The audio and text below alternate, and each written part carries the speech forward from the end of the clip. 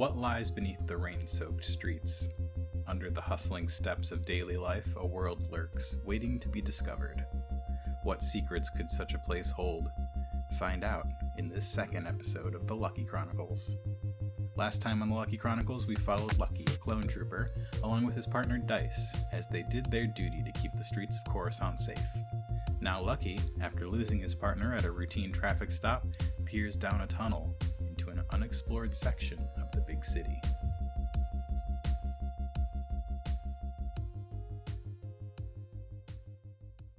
There's enough space in this tunnel to park your speeder and get off, and the ground is soft with this moss. It seems to be growing on the debris of years. Dust has settled and sort of turned into its own dirt. Sure. Sort of. That makes sense. Yeah. Garbage can basically turn into dirt. So there's this moss growing, and it grows off into the distance, and it's pretty dark back there. But you do see little glowing pinpricks of light moving around like motes of dust into the back of this tunnel. He takes his weapon out. I assume maybe puts like a flashlight on the front of it. Yeah, definitely. I know he can like see a little bit, but it's still all like misty or dusty. Yeah, there's a lot of dust in the air.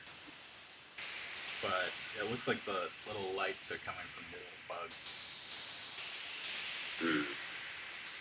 Cool. Yeah, maybe a little bug lands on his finger and he's kind of inspecting it. Yeah, it's small and green. It's got an abdomen that glows, also green, sort of a yellowish green neon-y color.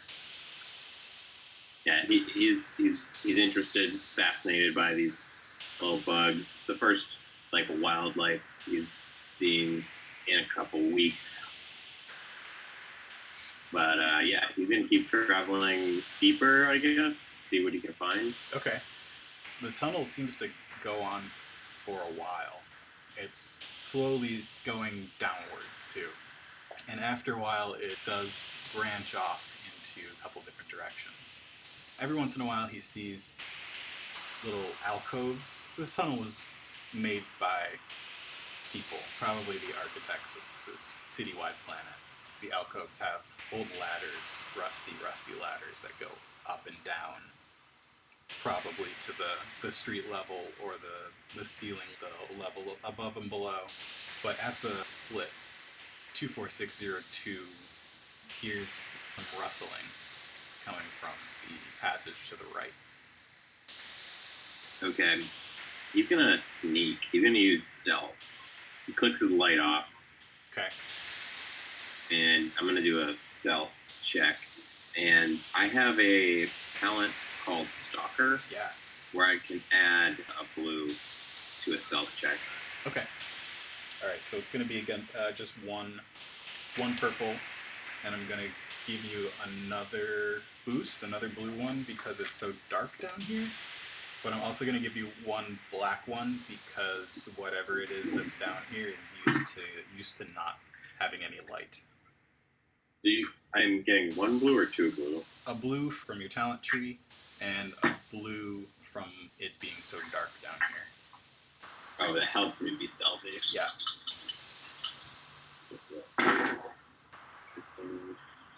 Dang, I did so bad. Always do so bad. What did you get? All those dice. I got a failure. Okay. With a advantage. As soon as you turn off the flashlight at the front of your weapon, all of the moss and lichen around you lights up. It's all bioluminescent. Okay. And you got an advantage? Yeah. Can I spend your advantage? Sure.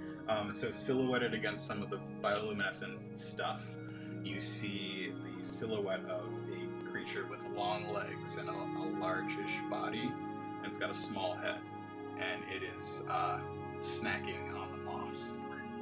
So it is a harmless creature. Oh, that's good. But it knows that I'm here. But it knows you're there. It's startled for a second, and then it goes back to chewing on the moss.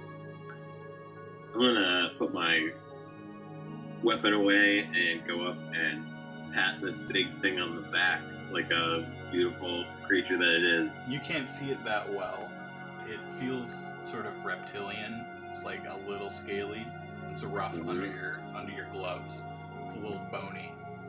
It's got sort of a long snout that it's kind of using like a vacuum to get the moss off the wall. I'm just kind of like patting this beast's burden. Maybe I grab some moss and feed it to it, and yeah, I do put some like in my pack, in my utility belt. It sucks it right off your gloved hand.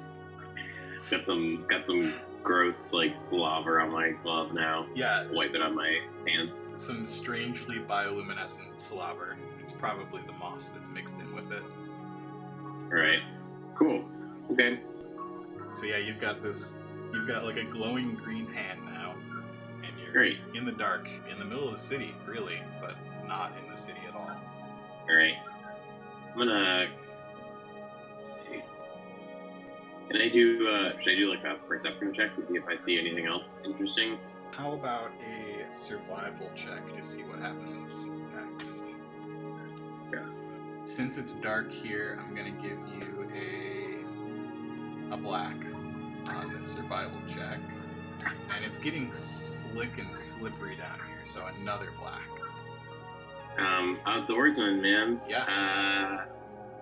Managing through terrain and environmental effects. I'm gonna get rid of that black. Okay, so but you still have one black because it's dark, right? Yeah. Is there anything that you are looking for? There's nothing I have in my mind. Okay. What dice do you have in your hand right now? Yellow, 2 green, 1 black, 2 purple.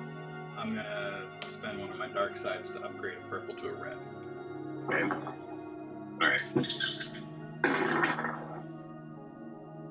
I got 2 advantage. Just 2 advantages? Yeah. You tell me what those advantages are, and then go into the next thing that you discover down here. You just continued along from this creature? I don't know what else this creature's gonna do for me. It's gonna be good or interesting.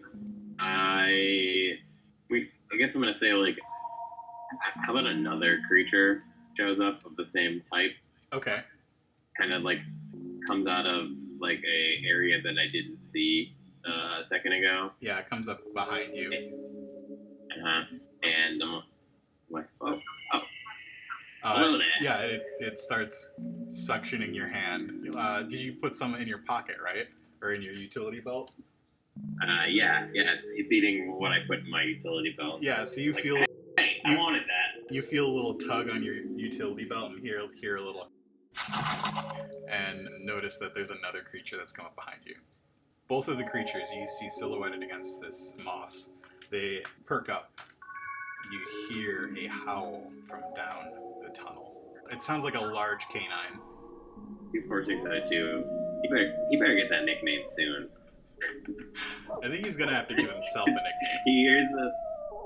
He's gonna have to give himself a nickname. That's the only thing that you can't do to make a nickname. Literally, the only thing is that someone else needs to give it to you. Anyway, he raises his blaster again, and he is going to stealthily investigate the sound that he just heard. So you go down the hall, and you hear scampering, like claws on the surface, running towards you. I got a bad feeling about this. You don't have your flashlight on, correct? No, gotta keep it off to be stealthy. Yeah. Let's see. You're gonna have to do a stealth check against their perception. This creature's perception, living all these years underground, they can see in the dark. Perception's gonna be 3 red. Okay. What do you want to do? Hearing those tracks coming, he's gonna be more than stealthy. He's gonna jump into a pile of refuse on the ground. All right, a glowing pile of refuse. Yeah. 24602 jumps into a pile of what could only be like some sort of fungus. It is lightly glowing. I was hoping it wasn't animal poop, glowing poop. No, there probably is some. Yeah, no, it's a fungus. It's sort of glowing a light pinkish color, and as you jump into it, it poofs up a cloud of glowing spores. Yeah, and you hear the claws go past you and down the hall, down this tube. So I dodged a bullet. You dodged a bullet. Those other creatures may not have dodged a bullet, but you did.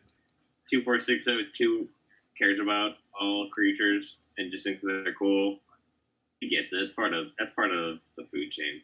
You can't stop these kind of things. Well, all of this orange fungus and dust himself off. He's probably still kind of. It's pink. Yeah. He's probably glowing pink now. Yeah, it's in the cracks in his armor. He's able to dust it off the smooth parts, but in the little in-between spaces, it's got a little bit of a glow. Okay. It's like a Tron character now. It's kind of like a Tron character. Well, I think he's going to go towards where the dogs came out of. Yeah. Just out of curiosity, just to do that, just to see what this environment that he's having fun is. How patient is 24602? I feel like he's a little short-fused. Yeah. So he goes on for a little bit, but it is really just sort of the moss and nothing too interesting. His shift is probably pretty close to being over now. He's like, you seen one glowing fungus, you seen them all. So he's heading back. He's just like, I don't have time for this. He's gonna head back to his speeder, and when he gets close, he's gonna be on the watch for those paw noises and howls. It's so dark and same down here. He's gonna have to roll a survival to find his way back. Alright, well don't bother adding that black, because I'm just taking it away. So 2 purple and let's do 2 2 purple. I would just do a black because it's dark, but you've got outdoorsmen. Whoa. Here we go. What do you got? I got a failure and a threat, but somewhere in there, I got a triangle. Finding your way back is not particularly easy. Everything does look sort of the same. You pass a pile of pink fungus and you think you've found your way back to that crossroads, but it just doesn't show up where you think it should be. You see little like streaks. He notices the pink fungus and then realizes that it's moving like a giant amoeba. Yeah, it is moving. Very slowly. It's moving, and as it moves, it's leaving a trail of like green lichen that is growing up on the walls. It's very slow. Mm-hmm. Very, very slow. Yeah. And it's like, it's not solid. You were definitely inside that pile. It's weird. But you see the spots where these creatures would have like suctioned off areas. You see like streaks of dark among the green lichen and fungus on the walls, and it's where they should be, but they're not. But that tunnel's just not there. What do you discover with that triumph? He's walking through the dark, and he is trying to be sneaky, trying to navigate the space. He fails, trips over something hard and metal, and falls down and checks to is like, what was that 6-inch high heavy metal thing that like knocked me over?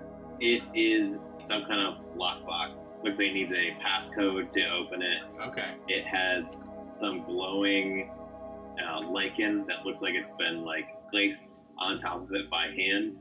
Let's say that it's like, 8 by 12 by 6 inches box. So not big. And it weighs like 20 pounds. So it's pretty small, but it's very heavy. Uh-huh. And you're gonna make me come up with what's inside. I'm gonna take it with me. Okay. Because I can't open it. Right. So I'm taking it with me. He picks it up, puts it under his arm, is holding his gun with the other arm. He's definitely going to click his flashlight on if he has not already to try and find his way out. He's looking around. Are those bugs everywhere, or were they just at the entrance? They're pretty common. Okay, it's not going to help much. Yeah, down here there are some other ones too. Some just other little colors floating around. Okay. Well, he's going to keep heading in general direction he thinks is correct. Yeah, so the ground slopes. So you're going up, but just not seeming to find your way out. You do eventually spot one of those little alcoves on the side that has a ladder going up. I saw one of these before, so you saw a couple. I must be a couple of them before. Things about whether you should just try and climb up one of them or not. But if he climbs up it, he's not going to be able to find his speeder. It's true. And he's got to have his speeder. And he also he doesn't feel like climbing with this heavy box that he's now holding. Okay. So you continue on? He just continues on. He's hoping to see some more familiar landmarks. Nothing too familiar. He does eventually spot something that he may not have seen before. So up until this point, any branching hallway has been sort of a crossroads, but now there is one hallway that just goes off in one direction. So it's like a T shape instead of an X. Not something you've noticed. So he's got to choose right or left. No, you can go straight, or you can go to the right. Okay. Well, he's just going to go right. He's going to go down this new area. It's completely new. And actually, you notice that there's a little breeze coming down this tunnel. Like, well, I'll find my way out, and then I'll find my way back to the speeder afterwards. You still have your helmet on? You go down this hall. It starts to get just a little bit brighter. And you look up, and there's a grate that probably goes up into the city. And beyond that grate, it's completely dark. No moss or anything. Nothing glowing. He's going to shine his light up into it. So you're going sort of down now. And you've been surrounded by metal walls this whole time. Mm-hmm. And it looks like it just opens up. No walls. Huh. Just opens up like into darkness? You're not close enough yet to tell what exactly is. Okay. Well, he's gonna keep heading in. Eventually, you come to a ledge. It's the edge of this space, and beyond it, your flashlight is picking up maybe something wet or glistening on whatever surface is down there. The surface that you see is sort of on a diagonal plane. You're looking down at something that is rising up, and your flashlight is glistening on the surface like maybe it's wet. There's a little like a 10-foot gap from the ledge that you're on, the tunnel, to whatever this surface is. I guess I'm gonna jump onto it. I'm trying to get to like a grate that I can still see, right? No, the grate was right above you.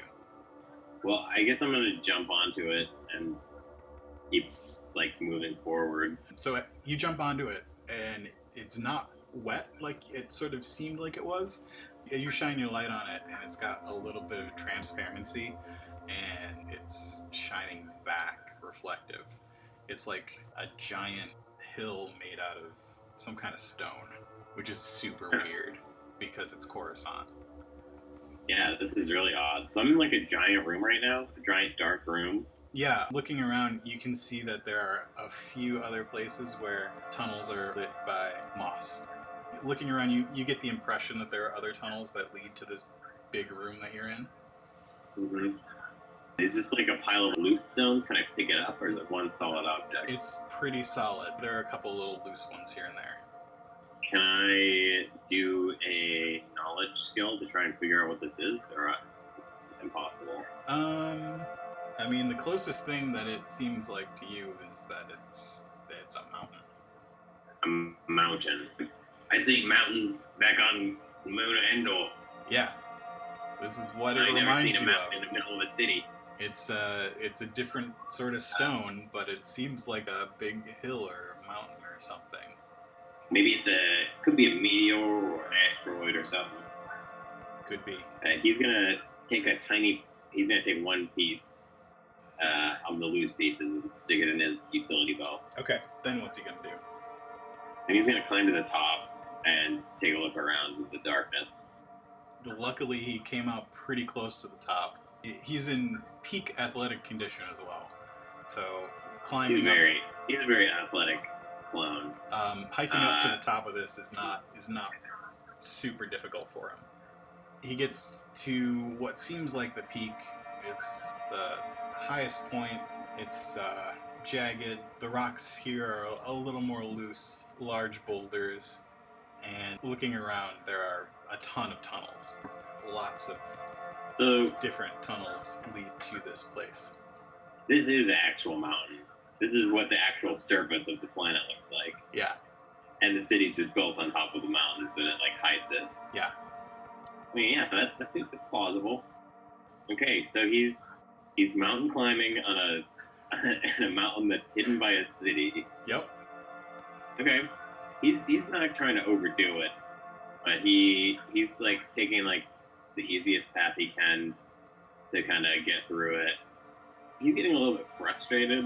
I think that he is like super lost right now. He's probably never been like, this lost. He's been this lost 2 times before. Okay. Well, he's pretty much spent his life surrounded by his brothers. So this is probably like the furthest he's been from a person before. I'm gonna say that I want him to do a survival check to see if he can find when he's getting close to the top. He's looking out on these different tunnels. Is any one of them? Is he sensing like a breeze from like the north or the south or whatever? Okay. Is one of these tunnels going to take him out into like the openness? Okay. You can roll it. They all look the same. So it's going to be 3 difficulty. You do still have 2 light side points that you can use if you want to. I'll use 1 to upgrade one of my die.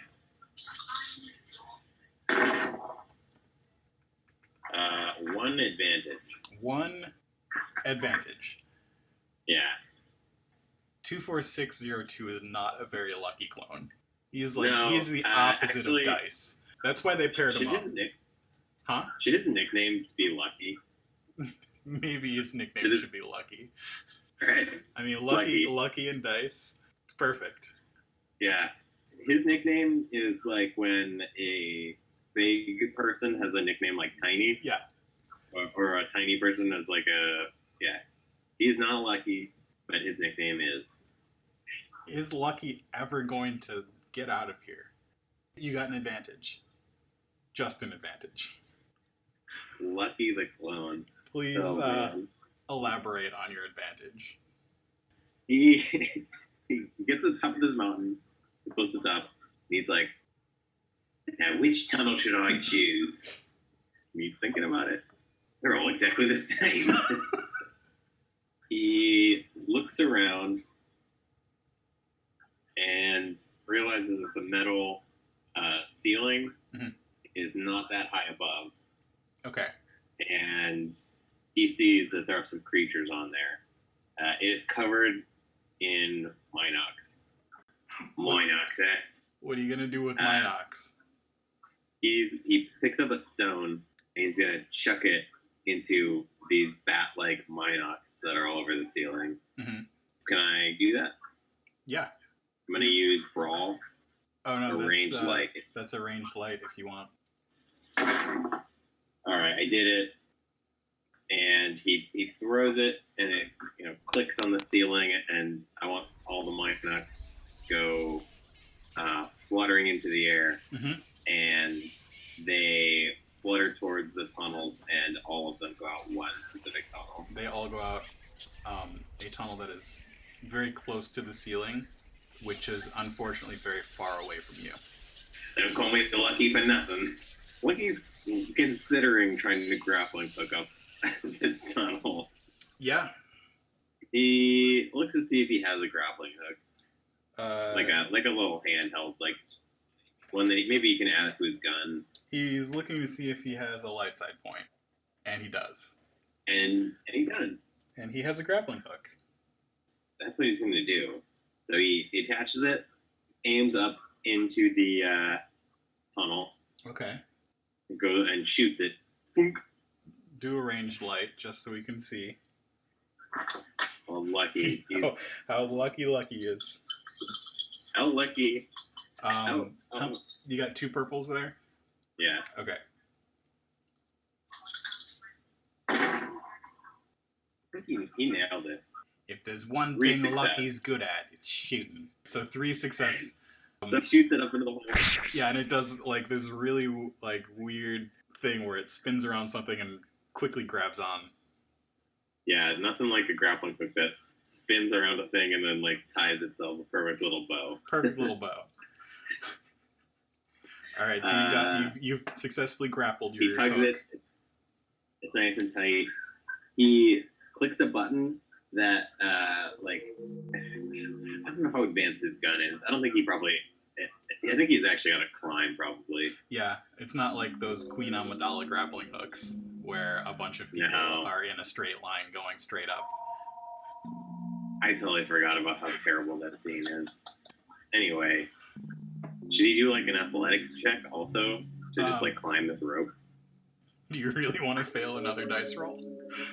Yeah, do an athletics check. He's pretty good at athletics. No, he is. But even so, he has a failure with 2 advantage. Okay. So just a failure is not quite enough for me to say the rope snaps.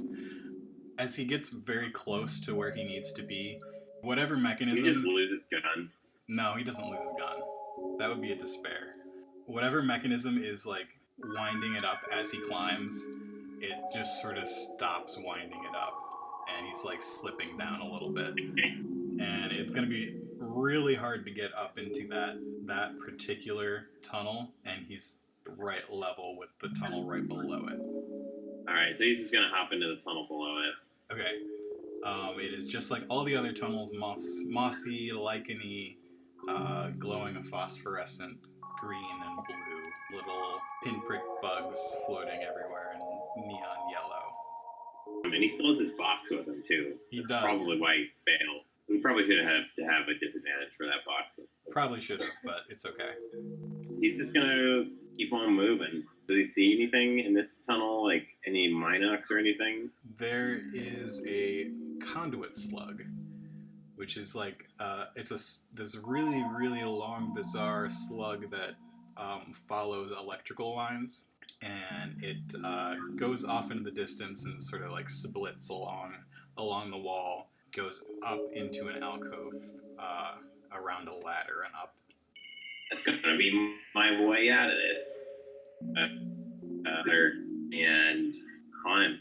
You're avoiding the slug? Yeah, I gotta avoid the slug. Okay. So you climb up this ladder, skipping the 3rd rung that the slug is wound around. You're able to push open whatever sort of cover. It's old school. It's not mechanized or anything. It's more like a manhole. You push that open, and you are bombarded by sound. Traffic is everywhere. People are everywhere. You're back on the surface. Alright. That was an interesting adventure. Yeah, that was pretty strange as far as Lucky's concerned. Mm-hmm. Probably not too many people who know about that space down there. Yeah, he might go back there and, like, explore another day. He might go back there and, like, kind of, like, label it so he won't get lost again. Mm-hmm. So, he's a lot closer to the surface than he was, where he left his speeder. What is nearby? So he's pretty far from his speeder? Yeah. It's a couple levels down. What's near? Probably like 3/4 There's maybe of a like mile. some noodle stands. Yeah, there's some people selling, like, aliens selling fruits and vegetables and things like that, or I think a lot of it looks like there would typically be people selling, but a lot of them are closed for the evening. Yeah. So a lot of them are like serving food to like tourists and stuff, or like people coming up from the bars and stuff below. Lots of just like steam and stuff everywhere. Yeah, you've actually probably still some run into shops open that are selling like touristy stuff. It's the Gungan Cultural District here. So there are a lot of like aquatic things to eat. Of course, noodles. Gungan's specialty with this noodle stand over here. Sure. Yeah. Yeah. There's lots of like glowing Orbs. glowing like It's orbs. Orbs everywhere. Orbs. It's a lot more musical now that I realize that it's full of Gungans. Yeah, there's some like there are a lot of street performers. Even at this time of night, people are performing. I think I kind of like this neighborhood actually. They actually But do I feel have pretty- a lot of like plant life, potted, not just growing, but they're a little bit closer to nature than most of the species that live on Coruscant. They bring a lot of their home with them. I like it. I'm into it now. I think I'm Lucky's a little grumpy though. I think he was in that cave for like 2 hours. He probably his shift ended an hour ago. Definitely. He doesn't want to really be working anymore, and he's kind of gross and covered in like slime. Yeah, he's still glowing a little bit. I feel like when he opens the hatch to enter into this Gungan territory, like someone has like a bucket of just like crud Slop. that they like dump like right on his head as he was like leaving the manhole. They were gonna dump it down it's the like grate. a hole that they just dump their stuff in. Yeah. He's extra funky now and grumpy. Yeah. But he is like I'm gonna come back here and eat lunch one day. Okay, so he gets out. Yep. He's does out. some slop off of himself, and he needs to get a ride. He's not even going to go back to get his bike today. He's going to come back tomorrow to get it. He needs to just go home. He probably needs to file a report for his missing speeder. He's really annoyed. He's got paperwork he's got to do. Paperwork needs to be done. He's not even sure if Dice is all right or not, but he doesn't really care. That was Dice's fault. Yeah, Dice should have been ready for that.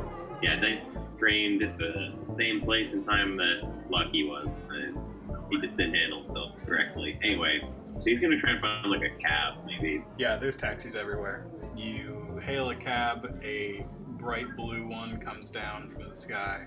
It is piloted by a Bothan. Hey, where can I take you? Central processing.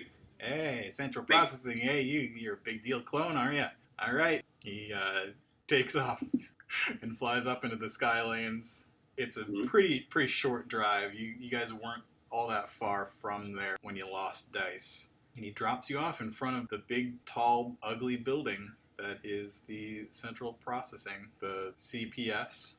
He gets off. He goes in. It's like a guy sitting reading a newspaper. Yeah, he like looks a digital hologram paper. Oh, okay. Yeah. In the front room. He's like a slightly old. He's like the first generation clone. He's a little older. Yeah, it is a clone. Yeah. He's maybe the only clone to ever retire. He's the first. He's the clone only to one retire. still alive. Yeah. None of the rest of them will live that long. Yeah. All right. What was the name of that old guy? Was it Vic? What'd you call him? I think I called him Hal, but I like Vic better. No, Vic is better. Vic greets you. Oi, Lucky. Welcome back. Hey. You look like you've been through the ringer. Hey, you can say that again. Better go get yourself cleaned up before you report in. Will do. Alright, so he goes and takes an elevator up to his barracks. Yep, which he shares with 100 other clones. Yeah, 100. And yeah, he gets up there. It's pretty much on autopilot. He gets a couple of claps on the back as he comes in. Dice is there. He's just gotten cleaned up, just out of the shower. He's in his black undersuit that they wear. Mm-hmm. Thanks for the rescue. Anytime. Never gonna get this trash smell off me. Think you could have sped up just a little bit? And that smell was there before the trash. Walks away, toweling off his buzz cut. So he goes and gets cleaned up and stuff, and he wants to go to bed, but he has to go and he has to file this report on his speeder. Yep, he files his which reports. He probably basically does it from, he just like sits on like a hollow screen and like clicks a couple holographic and swipes some pages and he's done. Yeah, he doesn't actually have to interact with another person. He just does it on Right. the computer.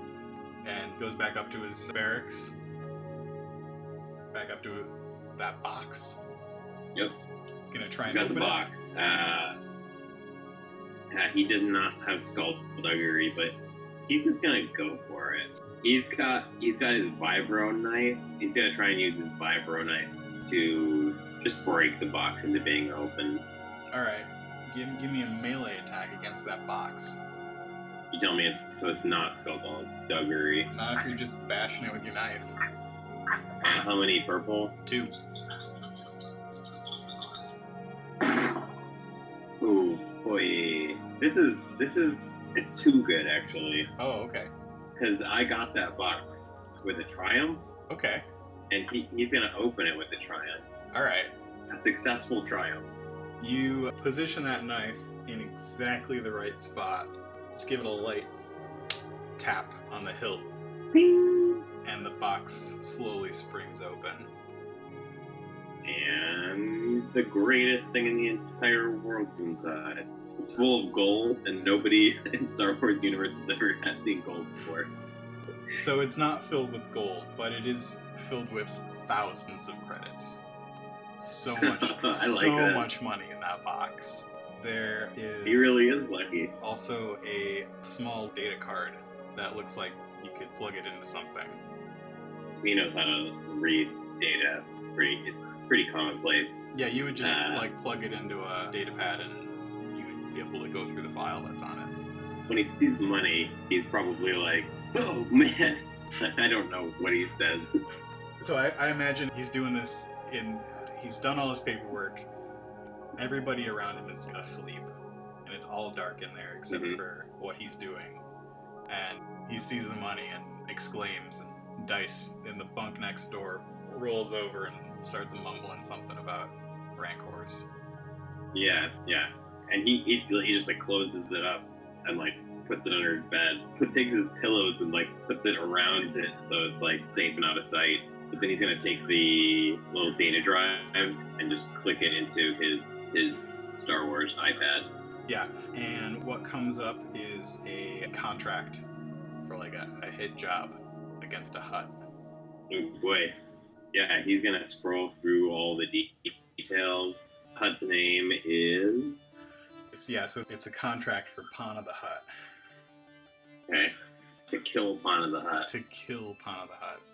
And I'm sure that it says, like, the location of Pana and, like, known cohorts, and there's probably some information, blueprints of, like, Pana's, like, hangout. Yep, it's got, Pana's got a casino.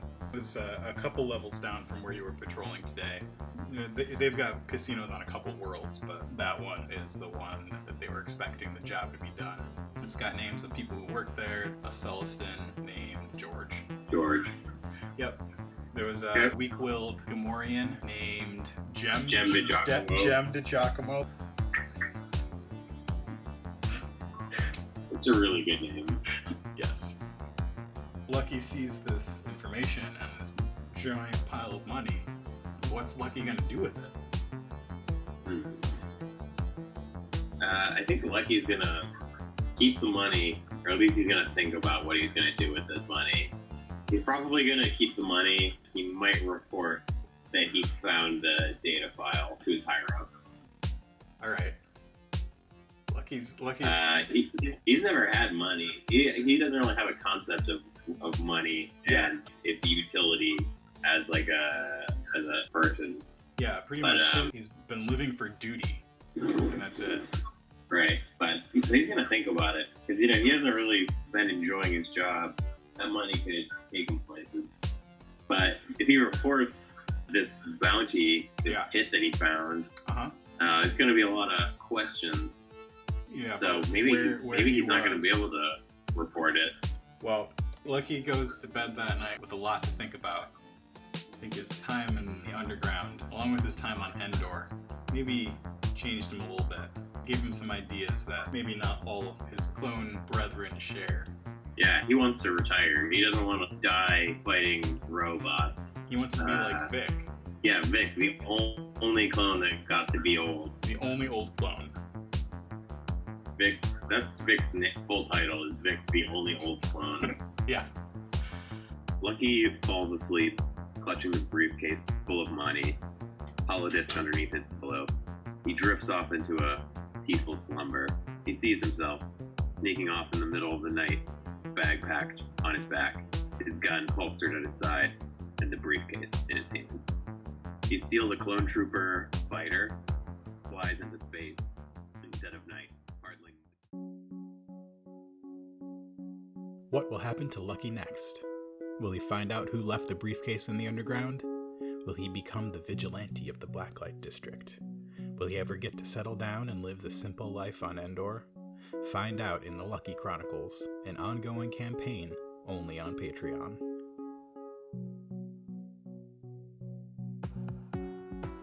Thanks for listening to another episode of Coruscant Nights. Thanks to Doug for playing on today's episode. You can find Doug's artwork at dougceberhardt.com. Thanks to Nick Skowron for our music. You can find more of his music at pro-am.bandcamp.com. You can find us on social media at Coruscant Night on Twitter and at Coruscant Nights on Instagram. You can email us at coruscantnightspod@gmail.com. Love the show and want to show your support?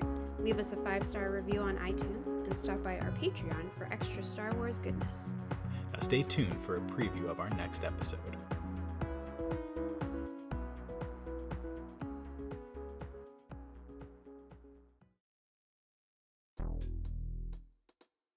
Hey, Brash, I think she's trying to leave.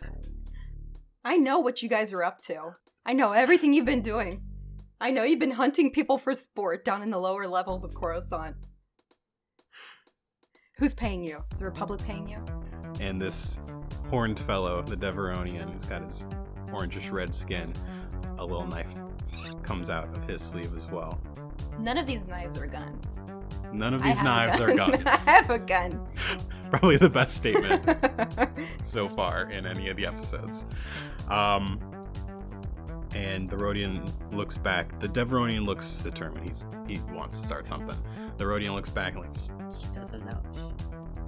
Hunting people in the streets, man. but the Deveronian is coming at you. And now you're gonna roll cool.